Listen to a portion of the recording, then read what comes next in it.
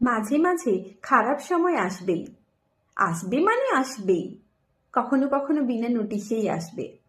সকালে ঘুম থেকে উঠে দেখবেন কত কি বদলে গেছে। আগের দিনে যে মানুষটার সাথে হেসে গল্প করলেন, পরের দিন হয়তো সেই মানুষটা আপনাকে সব জায়গা থেকে ব্লক করে দিয়েছে। হতে পারে কদিন আগে যার সাথে বসে জীবন কাটানোর পরিকল্পনা করছিলেন, সে মানুষটা বিয়ে ঠিক করে ফেলেছে অন্য কারোর সাথে। তোমাকে ছাড়া বাঁচবো না বলে যে কথা দিয়েছিল, সে তোমাকে ছেড়ে দিব্যি অন্য একজনের সাথে গুছিয়ে সংসার করছে। হ্যাঁ, দুম করেই বদলে যাবে সবকিছু। জীবন এমনই, মাঝে মধ্যে সারপ্রাইজ দেবে। সারপ্রাইজ সবসময় যে আনন্দের হবে তা নয়, দুঃখেরও হবে। আপনাকে খারাপ সময় কাটাতেই হবে। খারাপ দিনগুলোতেও ভালো থাকতে হবে।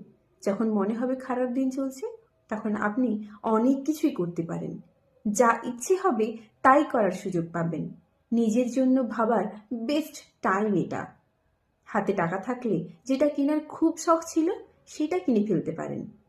ইচ্ছে হলে সিনেমার একটা টিকিট এক্সট্রা কিনতে পারেন। আপনি একাই দেখবেন, ইচ্ছে করেই দুটো টিকিট কাটবেন। ভাববেন টাকা লস? যে জন্য খারাপ আছেন সেটা একবার মনে করে দেখবেন। এই টিকিট কিনে টাকার লসটা তার কাছে কিছুই না। আপনি পারেন সকালে ঘুম থেকে উঠে বাজারে গিয়ে কোনো নার্সারি থেকে একটা আনকোড়া গাছ কিনে আনতে। হয়তো সে গাছের নামটাই জানেন না, কিংবা দুটো পাথরকুচি গাছের পাতা নিয়ে এসে পুরানো কোনো বইয়ের পাতায় ঢুকিয়ে রাখলেন। রাতে ডিনার সেরে কয়েক প্যাকেট বিস্কুট নিয়ে পাড়ার মোড়ের মাথায় দাঁড়িয়ে পড়লেন পথচারী পোষ্যদের জন্য। এই খারাপ সময়েই চলে যান সেই বন্ধুর কাছে, যার সাথে খারাপ ব্যবহার করেছিলেন কিছুদিন আগেই। খারাপ ব্যবহার করলে কতটা খারাপ থাকে সবাই, সেটা উপলব্ধি করে সেই সুযোগে ক্ষমা চেয়ে নিন তার কাছে। তারপর তারপর ম্যাজিক দেখবেন। জীবন আপনাকে আবার অন্য সারপ্রাইজ দিচ্ছে। একটাই অনুরোধ, কেন করছেন এগুলো নিজেকে জিজ্ঞেস করবেন না কখনো। শুধু মনে রাখবেন আপনার খারাপ সময় চলছে। খারাপ সময় নিজেকে খারাপ রাখার সুযোগ দেবেন না।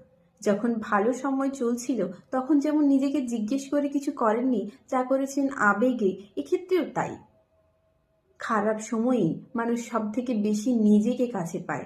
তখন মনের কথা সে সব শোনে। সময় আপনাকে কি খারাপ করবে?